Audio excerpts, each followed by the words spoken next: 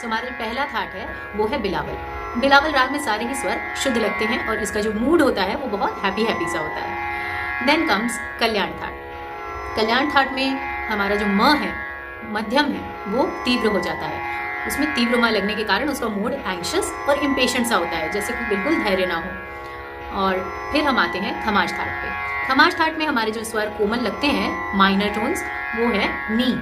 नी कोमल होने के कारण उसका जो मूड है वो बड़ा ही दुखी सा, बड़ा ग्लूमी सा, सल्की सा मूड होता है उसका। देन वी कम टू काफी थाट। काफी थाट में भी हमारा जो निषाद है, जो नी है, और गंधार जो ग है, वो कोमल है, माइनर टोन में है, जिस वजह से इसका भी मूड इमोशनल और सीरियस टाइप का रहता है। Then we come to Asavari thaat. Asavari थाट में कोमल गंधार, धैवत और निषाद ग, ध, नी तीनों माइनर टोन्स में है, जिस वजह से इसका जो फील है, जो मूड है, वो बड़ा ही पेनफुल, सैडनेस, दुखी, ग्रीफ से भरा हुआ है।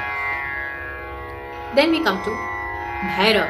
भैरव में रे और ग ये दोनों कोमल है, जिस वजह से इसका जो मूड है ना वो बड़ा ही डिवोशनल सा है। आपको कभी भी मेडिटेशन करना हो, कोई डिवोशनल भजन सुनना हो, तो उसमें आप भैरव राग को अगर इंक्लूड करते हैं, भैरव थाट को इंक्लूड करते हैं, तो आपको मेडिटेशन करने में या कोई कोई भजन या कोई डिवोशनल सॉन्ग बनाने में, कंपोज करने में बहुत ही आनंद आएगा। देन वी कम टू मारवा। मारवा का जो रे कोमल है और म तीव्र है, जिस कारण से ये भी बहुत एक डीप सीरियस टाइप की फीलिंग देता है। इसमें जो फीलिंग है वो बहुत रेस्टलेस, डीप और सीरियस टाइप की फीलिंग है। Then we come to another thaat which is far more serious, जो कि और भी सीरियस है, वो है पूर्वी। पूर्वी के जो रे, ध, ये दोनों कोमल हैं और म तीव्र है, जिस कारण से ये भी बहुत रेस्टलेस, डीप और सीरियस किस्म की थाट है। फिर हम आते हैं तोड़ी पर। तोड़ी थाट में रे, ग और ध कोमल है और म तीव्र है, जिस वजह से इसका भी मूड ना थोड़ा सीरियस, थोड़ा डीप और इंट्रोस्पेक्टिव टाइप का है, जैसे कोई इंट्रोस्पेक्शन हो रही है।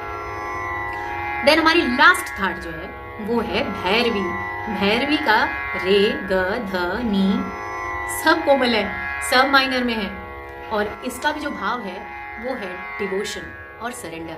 जब आपको मेडिटेशन करना हो, डिवोशनली ईश्वर को याद करना हो, आपके यूनिवर्स को, आपके हायर पावर को याद करना हो, सरेंडर करना हो, तब आप भैरवी सुनिए। भैरवी में आप कोई भी इंस्ट्रूमेंट सुन लीजिए, कोई भी भजन सुन लीजिए, या आपको कंपोज करना हो तो इस थाट पे आप कर सकते हैं। तो ये रही कुछ छोटी सी इन्फॉर्मेशन 10 थाटों के बारे में। और हाँ, आपको पता है इन सब थाटों में किसी न किसी में कोई ना कोई रस रहता ही है। जैसे फॉर एग्जांपल मैं एक छोटी सी इन्फॉर्मेशन देते हुए जा रही हूँ कि जैसे हमारी एक लाइट क्लासिकल वोकल है, वोकल सिंगिंग